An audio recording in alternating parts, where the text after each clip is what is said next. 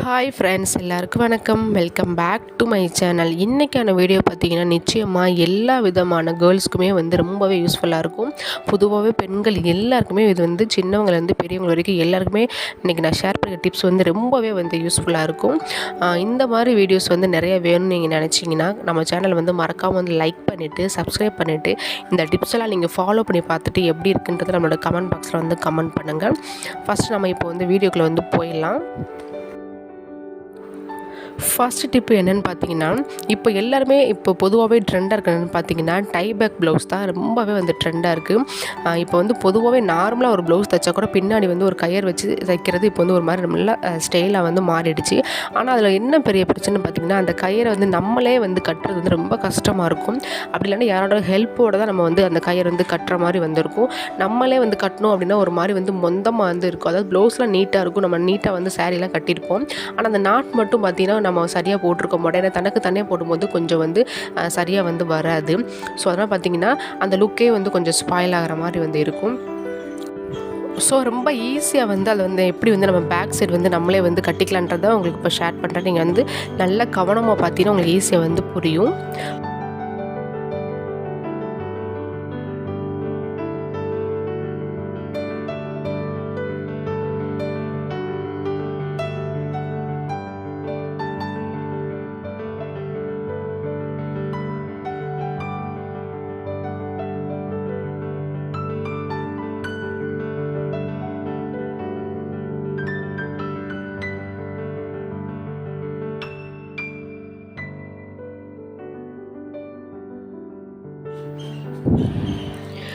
இப்போ பார்த்தீங்கன்னா நான் பண்ணுறத ஃபுல்லாக நீங்கள் கவனமாக பார்த்துருந்தீங்கன்னா ரொம்ப ஈஸியாகவே உங்களுக்கு புரிஞ்சிருக்கும். இப்படி நம்ம கட்டணும் அப்படின்னா ரொம்ப ஈஸியாக இருக்குது. இது பார்த்திங்கன்னா அட்ஜஸ்டபிள் தான். நம்ம நீங்கள் வேணும்னா அட்ஜஸ்ட் பண்ணிக்கலாம். கொஞ்சம் லூஸ் வேணாலும் பண்ணிக்கலாம், கொஞ்சம் இன்னும் டைட் வேணாலும் பண்ணிக்கலாம். அதே மாதிரி நீங்கள் இந்த ப்ளவுஸை வாஷ் பண்ண போகிறீங்க அப்படின்னா ஃபுல்லாக இந்த நாட்டை கழட்டணும்னு கிடையாது. நீங்கள் லைட்டாக அந்த மாதிரி லூஸ் பண்ணி விட்டுட்டு நீங்கள் ப்ளவுஸை கூட அப்படியே வாஷ் பண்ணி நீங்கள் அடுத்த டைம் யூஸ் பண்ணும்போது கொஞ்சம் அட்ஜஸ்ட் பண்ணி நீங்கள் யூஸ் பண்ணிக்கலாம். ரொம்ப ஈஸி தான். நீங்கள் இந்த நல்ல கூர்மையாக பார்த்துருந்தீங்கன்னா போதும். ஒன் டைம் நீங்கள் வீட்டில் ட்ரை பண்ணி பாருங்கள். அடுத்து ரொம்ப ஈஸி. இந்த மாதிரி பார்த்தீங்கன்னா நீங்கள் ஃபங்க்ஷன் கிளம்பும் போது ட்ரை பண்ணுறதுக்கு பதிலாக நீங்கள் ஃபங்க்ஷனுக்கு போகிறீங்க அப்படின்னா முதல் நாளே இந்த மாதிரி எல்லாமே பிளான் பண்ணி எல்லாத்தையும் நீட்டாக அரேஞ்ச் பண்ணி வச்சிட்டிங்கன்னா உங்களுக்கு அந்த டைம் பதட்டம் இல்லாமல் ஈஸியாக நீங்கள் கிளம்பி போயிடலாம். இப்போ இந்த நாட் பார்த்தீங்கன்னா பார்க்குறதுக்கே நல்லா சிம்பிளாகவும் இருக்கும், நீட்டாகவும் இருக்கும். நிச்சயமாக எல்லா கேர்ள்ஸ்க்குமே இந்த டிப்ஸ் ரொம்பவே யூஸ்ஃபுல்லாக இருக்குங்க.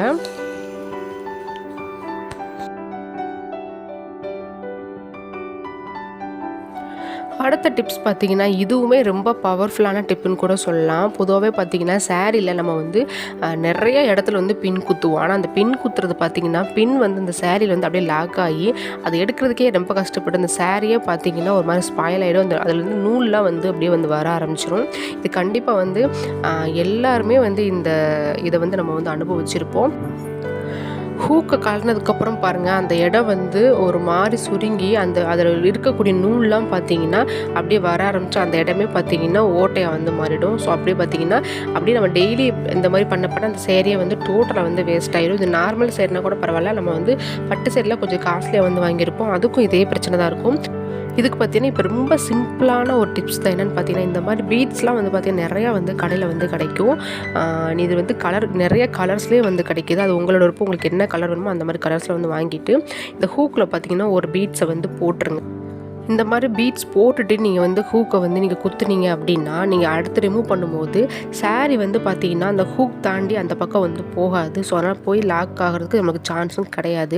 ஸோ அதனால் பார்த்தீங்கன்னா நீங்கள் இந்த மாதிரி பீட் யூஸ் பண்ணிக்கலாம். அப்படிலாம் நம்ம கம்மலுக்கு போடுவோம் இல்லையா, பட்டன்ஸ்லாம் போடுவோம் இல்லையா, அந்த மாதிரி பட்டன் இருந்தால் கூட நீங்கள் வீட்டில் அது கண்டிப்பாக எல்லாருக்கிட்டே இருக்கும்.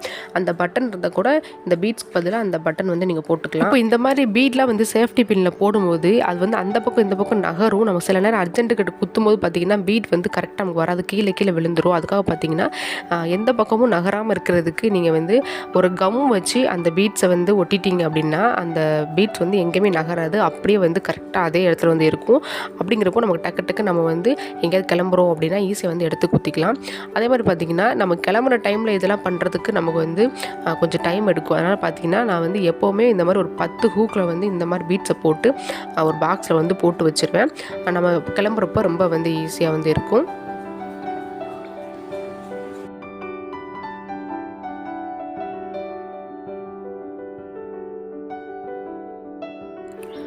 அடுத்த டிப்ஸ் பார்த்தீங்கன்னா, நிச்சயமாக எல்லா உமன்ஸுமே இந்த பிரச்சனையை வந்து நம்ம வந்து அனுபவிச்சிருப்போம். என்னென்னு பார்த்தீங்கன்னா, வெயில் காலத்தில் வந்து நமக்கு வந்து நிறையா வந்து உடம்பு வந்து வேர்க்கும். அப்படிங்கிறப்போ ப்ளவுஸில் அந்த அக்கல் பக்கம் மட்டும் பார்த்திங்கன்னா ரொம்ப வேர்த்து அந்த இடமே பார்த்திங்கன்னா ஒரு மாதிரி ஃபேட் ஆயிரும்.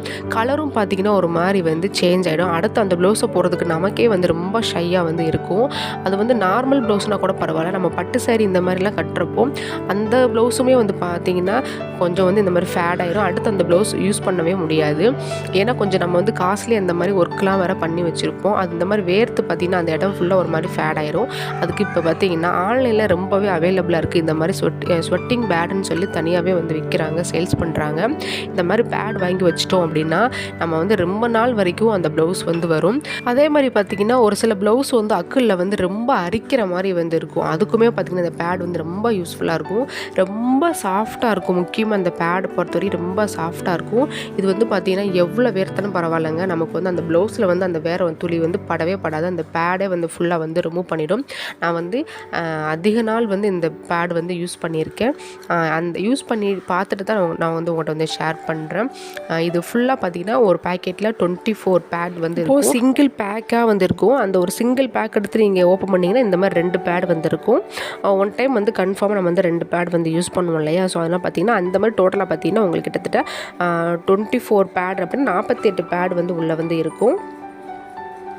இந்த பேடை வந்து எப்படி யூஸ் பண்ணணும் அப்படின்னா ரொம்ப சிம்பிள் தாங்க. இதில் வந்து பார்த்திங்கன்னா நம்ம வந்து நார்மலாக வந்து பீரியட்ஸ் டைமுக்கு யூஸ் பண்ணக்கூடிய பேட் இல்லை, அந்த பேட் மாதிரி. இந்த பேட் பார்த்திங்கன்னா ரொம்ப மெல்லிஸாக வந்து இருக்குது. அதனால் நம்ம அக்கில் வைக்கும்போது அதுவே கொஞ்சம் நமக்கு டிஸ்டர்பன்ஸாக இருக்குமா அப்படின்லாம் நீங்கள் யோசிக்காதீங்க. உங்களுக்கு பார்க்கும்போதே தெரியும் ரொம்ப மெல்லிஸாக ரொம்ப சன்னமாக தான் இருக்குது. ஸோ நீங்கள் அக்கில் வச்சாலும் அதில் இருக்கிற ஒரு ஃபீலே வந்து தெரியாது. ரொம்பவே வந்து கம்ஃபர்டபுளாக வந்து இருக்கும். நீங்கள் வந்து இந்த மாதிரி ப்ளவுஸை வந்து பேக் சைடாக வந்து எடுத்துக்கோங்க. எடுத்துகிட்டு அக்கில் வந்து நீங்கள் அப்படியே வந்து ஒட்டிட போகிறீங்க, அவ்வளோதாங்க. அது மேலே வந்து ஸ்டிக்கர் இருக்கும். அந்த ஸ்டிக்கரை ரிமூவ் பண்ணிவிட்டு நீங்கள் அப்படியே வந்து டைரெக்டாக வந்து ஒட்டிடலாம். பெரிய கஷ்டம்லாம் வந்து கிடையாது. பாருங்கள், இந்த மாதிரி ஒட்டிட்டிங்கனாலே போதும். ரொம்ப சிம்பிள் தாங்க, ரொம்ப கஷ்டம்லாம் கிடையாது.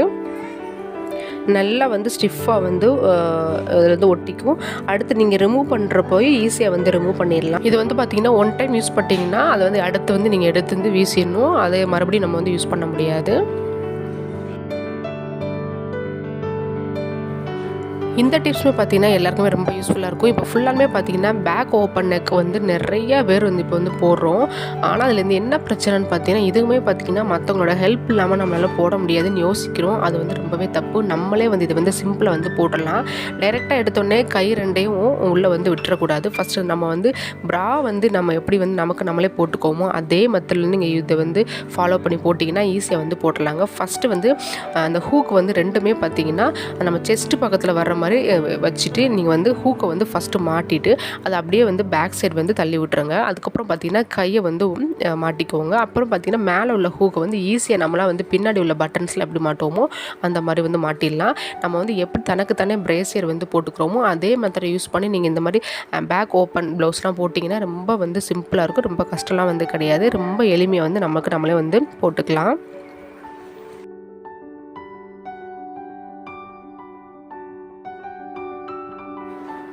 அடுத்த டிப் பார்த்திங்கன்னா இப்போ பொதுவாகவே எல்லாருமே இந்த மாதிரி போனி டெயில் வந்து போடுவோம். ஆனால் போனி டெயில் வந்து நம்ம எவ்வளோ தான் டைட்டாக போட்டாலும் அப்படியே வந்து சரிஞ்சு வந்து விழுந்துடும். அப்படியே கொஞ்சம் நேரம் பார்த்திங்கன்னா லூஸ் கொடுத்துரும்.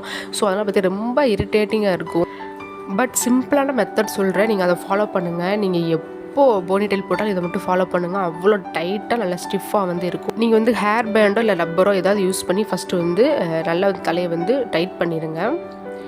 இந்த மாதிரி பார்த்தீங்கன்னா டைட் பண்ணி முடிச்சதுக்கப்புறமா ஒரு கேர்பின் வந்து எடுத்துக்கோங்க.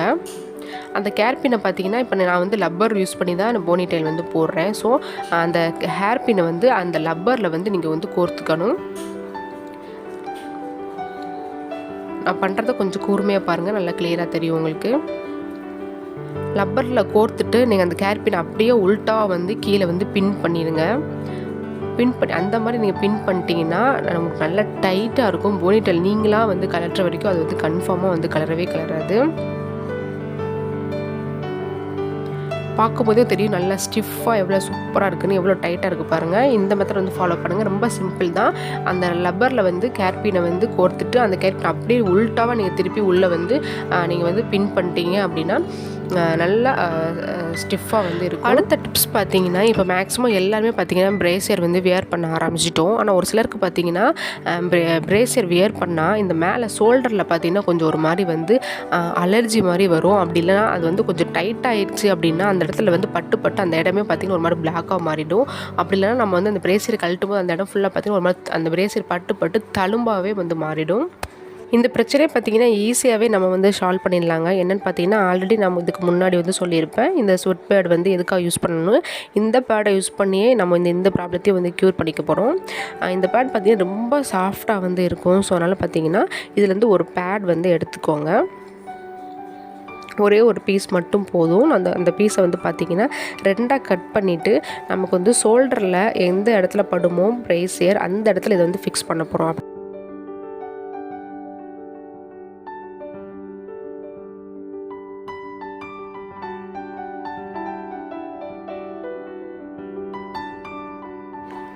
இதை பார்த்திங்கன்னா நம்ம வந்து 2ஆக கொஞ்சம் நீல வாக்கில் வந்து கட் பண்ணிக்கலாம். நீல வாக்கில் கட் பண்ணி நம்ம வந்து அதில் ஃபிக்ஸ் பண்ணும்போது இன்னும் கொஞ்சம் நமக்கு வந்து கம்ஃபர்டபுளாக வந்து இருக்கும். நமக்கு வந்து மெயினாக வந்து இந்த ஷோல்டரில் படக்கூடிய இடத்துல வந்து ஃபிக்ஸ் பண்ணிட்டோம் அப்படின்னா நமக்கு சம்டைம்ஸ் வந்து பிரேசியர் வந்து கொஞ்சம் டைட்டாக இருக்கும். அந்த டைட்டாக இருக்கும்போது பார்த்திங்கன்னா அந்த ஷோல்டர் ரொம்ப பெயினாக இருக்கும். ஸோ இந்த மாதிரி ஃபிக்ஸ் பண்ணும்போது நமக்கு அந்த பெயினே வந்து தெரியாது. ஏன்னா அந்த பேட் வந்து நல்லா சாஃப்டாக இருக்கனால அந்த இடம் நமக்கு வந்து பெயின் வந்து அதிகமாக வந்து தெரியாது.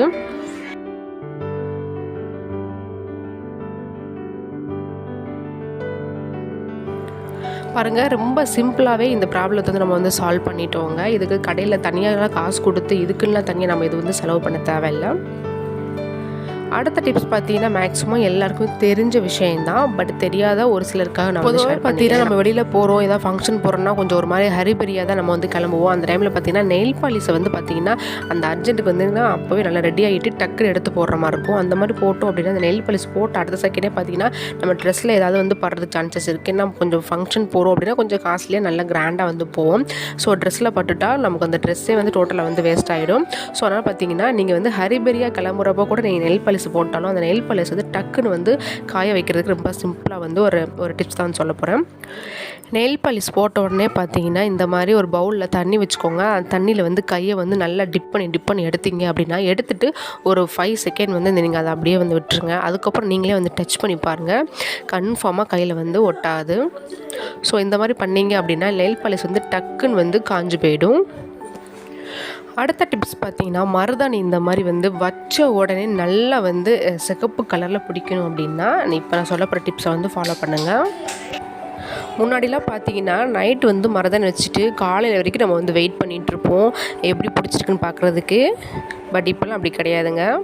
கிட்டத்தட்ட நீங்கள் 2 மணி நேரம் கையில் வச்சுருந்தாலே போதும், நல்லா வந்து செக்கச்சவேன்னு வந்து செவந்து வந்துடும். இப்போ அதுக்கு வந்து மருதாணி அரைக்கிறது கூட பார்த்திங்கன்னா ஒரு 6 கிராம்பு, ஒரு சின்ன நெல்லிக்காய் சைஸலுக்கு வந்து புளி சேர்த்துக்கோங்க. கூடவே பார்த்திங்கன்னா லெமன் ஜூஸ் வந்து சேர்த்துக்கோங்க. இப்போ இது கூட உங்களுக்கு எவ்வளோ மருதாணி வேணுமோ அது ஃபுல்லாக வந்து சேர்த்துக்கோங்க. சேர்த்துட்டு நல்லா வந்து கொஞ்சம் தண்ணி விட்டு நீங்கள் வந்து அரைச்சி எடுத்து கையில் வச்சிங்க அப்படின்னா நல்லா வந்து ஒரு 2 மணி நேரத்துலேயே வந்து சூப்பராக நல்லா செக்கச்சவேன்னு வந்து பிடிச்சி வந்துடும். ஜஸ்ட்டு ஒரு 2 மணி நேரம் வந்து நீங்கள் இதை காய வச்சாலே போதுங்க. இந்த மாதிரி நல்ல கலர்ஃபுல்லாக நல்ல செக்கச்சவேன்னு சூப்பராக வந்து பிடிச்சி வந்துடும். ஓகே ஃப்ரெண்ட்ஸ், இன்றைக்கான டிப்ஸ் எல்லாமே கன்ஃபார்மாக எல்லாருக்குமே ரொம்ப யூஸ்ஃபுல்லாக இருக்கும். இந்த டிப்ஸ் எல்லாம் ஃபாலோ பண்ணி பார்த்துட்டு எப்படி யூஸ்ஃபுல்லாக இருந்ததுன்றதை நம்மளோட கமெண்ட் பாக்ஸில் வந்து கமெண்ட் பண்ணுங்கள். அது வரைக்கும் நான் வந்து உங்களை அடுத்த வீடியோவில் வந்து மீட் பண்ணுறேன். அது வரைக்கும் டாடா பாய்.